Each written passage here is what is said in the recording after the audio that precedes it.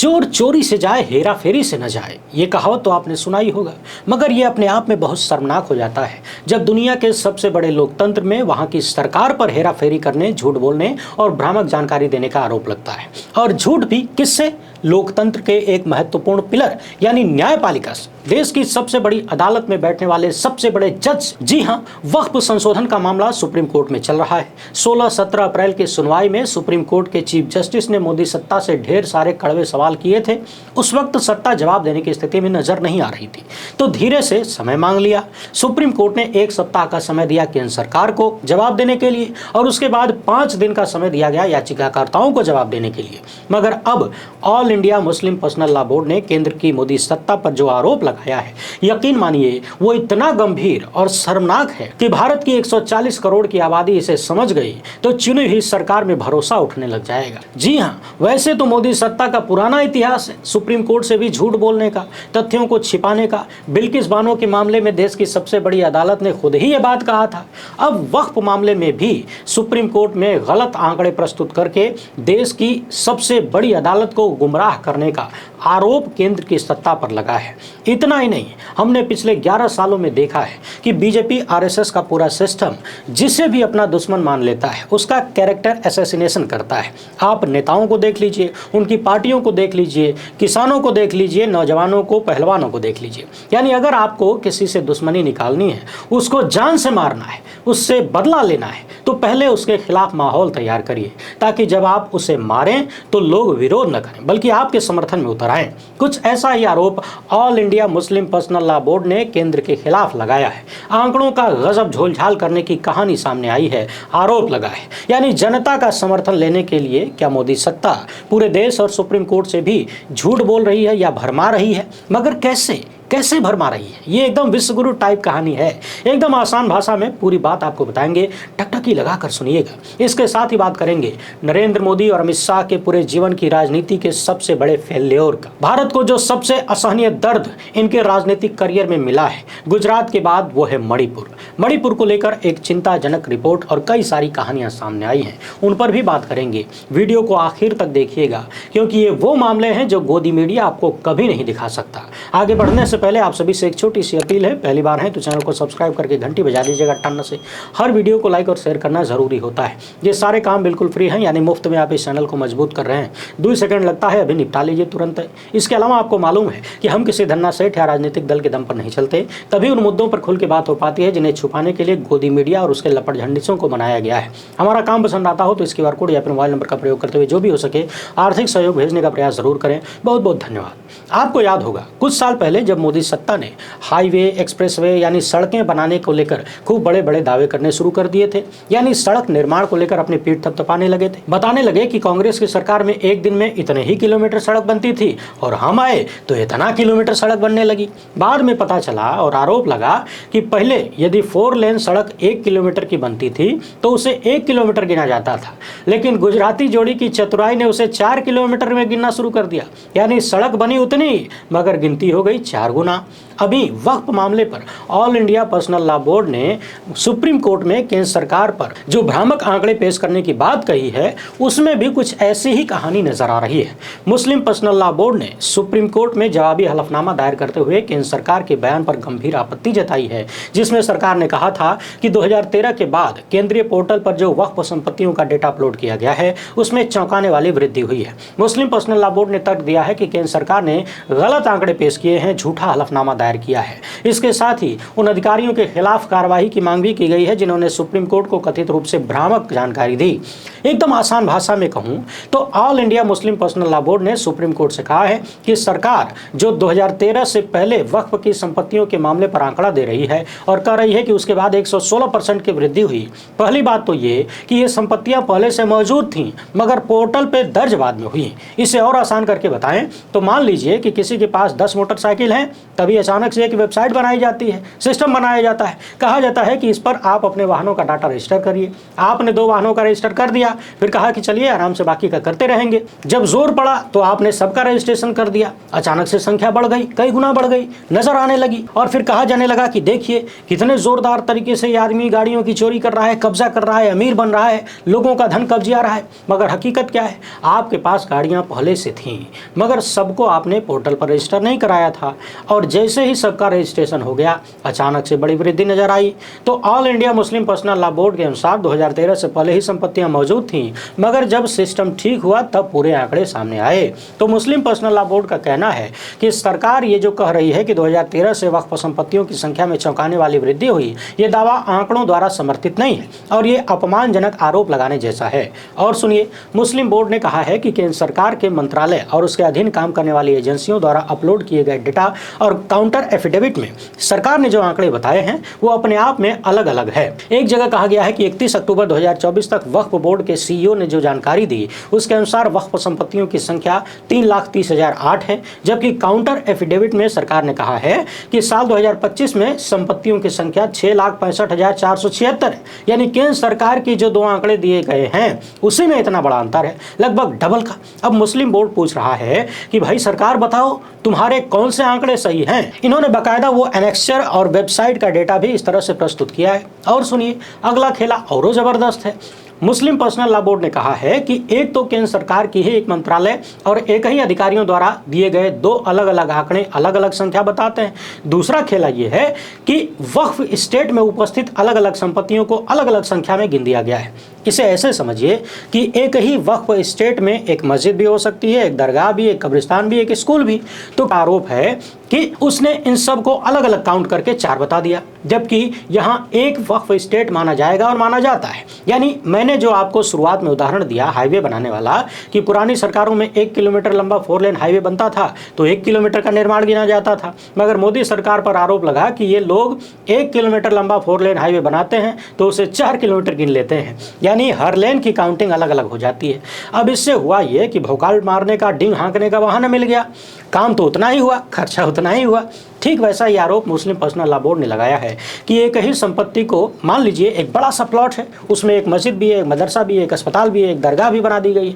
पहले तो ये संपत्ति एक ही थी, मगर अब सरकार ने उसको 4 गिन दिया। तो इस तरह से आंकड़ों के साथ झोलझाल करने का आरोप लगाया गया है। आपको बता दें कि केंद्र सरकार ने सुप्रीम कोर्ट में अपने जवाब में कहा कि 2013 के संशोधन के बाद वक्फ संपत्तियों में 116% की चौंकाने वाली वृद्धि हुई। दूसरे शब्दों में कहें तो 2013 तक, जिसमें मुगल काल भी जोड़ लीजिए, स्वतंत्रता से पहले का यानी अंग्रेजों का काल भी जोड़ लीजिए, और तो और स्वतंत्रता के बाद का समय भी जोड़ लीजिए। सरकार के अनुसार कुल जितना वक्फ किया गया था उसका क्षेत्रफल 18,29,163 एकड़ भूमि थी, मगर सरकारी दावा है कि 2013 के बाद केवल 11 सालों में वक्फ की भूमि में 20,92,000 से ज्यादा एकड़ की वृद्धि हुई। यानी कुल मिलाकर 39 लाख एकड़ से अधिक भूमि हो गई। अब मुस्लिम पर्सनल लॉ बोर्ड का कहना है कि इन चीजों को बढ़ा चढ़ाकर देश को गुमराह किया जा रहा है ताकि वक्फ संशोधन पर लोगों का समर्थन हासिल किया जा सके। इसके साथ ही कलेक्टर को जो व्यापक शक्तियां दी गई हैं उसे लेकर भी अपने हलफनामे में सवाल उठाया गया है और कहा गया है कि अगर कहीं कोई समस्या है तो उसे दूर किया जा सकता है, लेकिन अगर बच्चे के हाथ में गिलास का पानी है और पानी को फेंकना है तो साथ में बच्चे को भी नहीं फेंक सकते।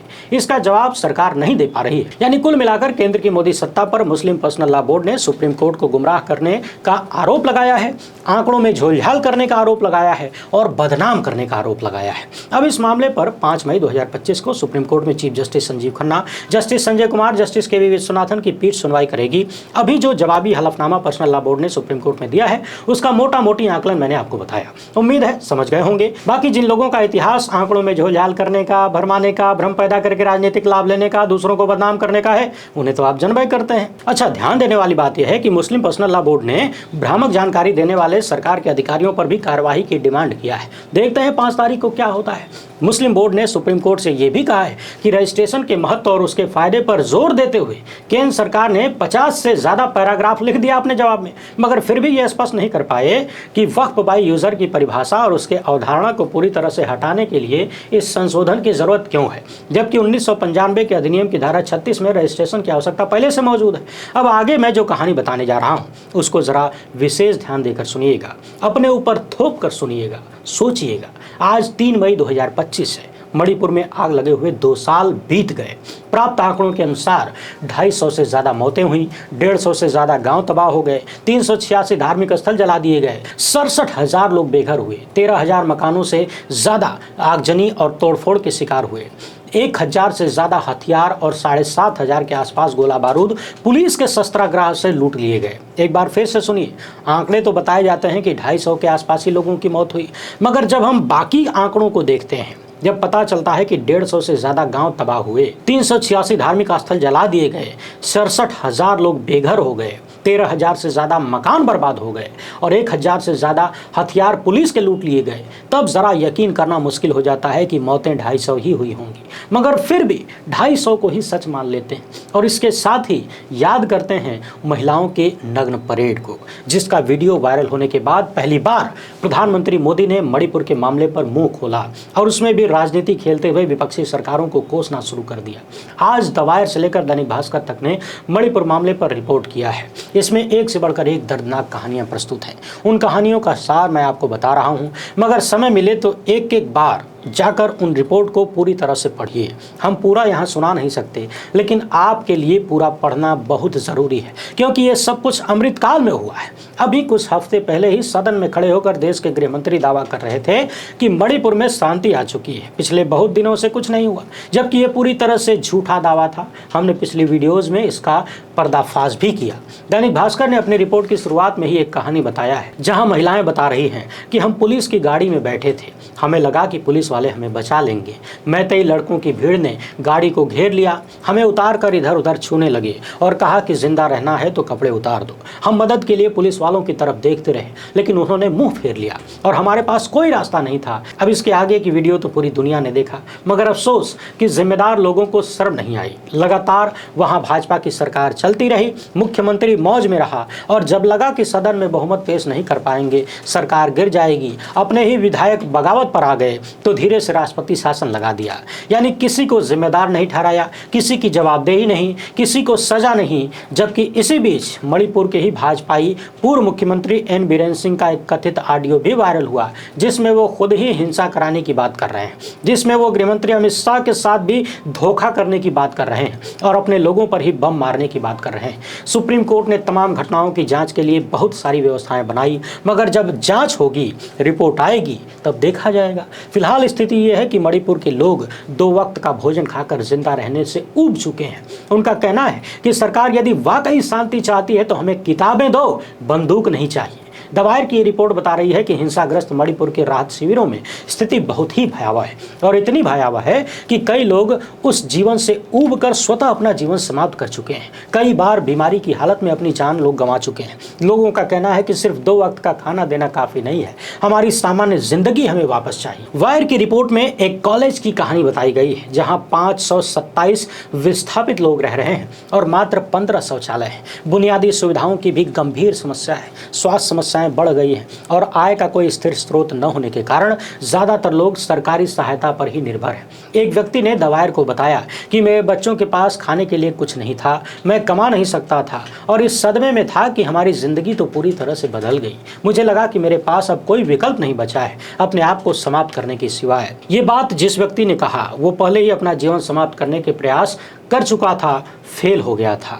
वायर की रिपोर्ट बता रही है कि सरकार की तरफ से तमाम आश्वासनों के बाद भी तबाह हुए इस राज्य में कोई बदलाव नजर नहीं आ रहा है। मगर जरा सोचिए, देश के प्रधानमंत्री आज तक मणिपुर नहीं जा पाए। विपक्ष के कई सांसद चले गए, नेता प्रतिपक्ष राहुल गांधी तो कई बार चले गए। मणिपुर में सुप्रीम कोर्ट के जजों का भी दौरा हो गया। यह अलग बात है कि इन सब के जाने का बहुत बड़ा कोई लाभ नहीं मिल जाएगा वहां के लोगों को, मगर कम से कम एक भरोसा तो मिलेगा। उन्हें थोड़ी देर के लिए ही सही ये तो लगा कि हम जिस देश में हैं उस देश में हमारा कोई है जो हमारे हालात को देखना चाहता है, हमारे दुख में शरीक होना चाहता है। मगर सोचिए, सबका जाना और देश के मुखिया का जाना, कितना बड़ा फर्क है। घर बार छूट गया, अपनों की मौत हो गई, धंधा पानी बंद हो गया, लोगों की जिंदगी में आर्थिक तबाही है और देश के प्रधानमंत्री खाली अपनी कुर्सी के चक्कर में पड़े हैं। कभी यहाँ दच्चियारी, कभी वहाँ दच्चियारी। मणिपुर में 2 साल से भारत की जनता तड़प रही है। पहलगाम में घूमने फिरने गई भारत की जनता तड़प तड़प के मर गई मगर प्रधानमंत्री की प्राथमिकताएं क्या हैं? चुनावी षड्यंत्र बनाना, चुनाव प्रचार करना, परम मित्र अडानी के साथ फोटो खिंचवाना और नीतीश कुमार के साथ ही दांत चियारना, और इन सब के बाद चुनावी राज्यों में जाकर बकैती करना, भौकाल मारना। अभी हाल ही में पहलगाम की एक पीड़िता ने मीडिया में बयान दिया कि वहां पर हम लोग अनाथ हो गए थे, सरकार ने हमें अनाथ छोड़ दिया था, घंटों तक हमें कोई पूछने वाला नहीं था, कोई मदद करने वाला नहीं था। सवाल है कि जम्मू कश्मीर के पहलगाम में हमले के बाद काफ़ी देर तक जब मदद नहीं पहुंची, आतंकी मारकर चले गए चुपचाप, तो भारत की जनता को एहसास हुआ कि हमें अनाथ छोड़ दिया सरकार ने। अब सोचिए कि मणिपुर की जनता पिछले 2 साल से उन्हीं परिस्थितियों को झेल रही है। कब कहां से किस लेवल का हमला हो जाए कोई नहीं जानता। तो फिर मणिपुर वाले लोग अपने आप को कितना अनाथ महसूस करते होंगे? क्या हम और आप अपने घरों में बैठकर इस बात का एहसास कर सकते हैं? यदि नहीं कर सकते तो राहत इंदौरी साहब की उन बातों को याद कर लीजिए कि लगेगी आग तो आएंगे घर कई जद में। अब कई जद में नहीं, सभी जद में आएंगे। एहसास नहीं करेंगे तो अपना नंबर भी आएगा। वीडियो पसंद आई हो तो ज़्यादा से ज़्यादा लोगों तक पहुँचाएं। पहली बार है तो चैनल को सब्सक्राइब कर लीजिए। हमसे जुड़ने के लिए बहुत बहुत धन्यवाद। जय हिंद।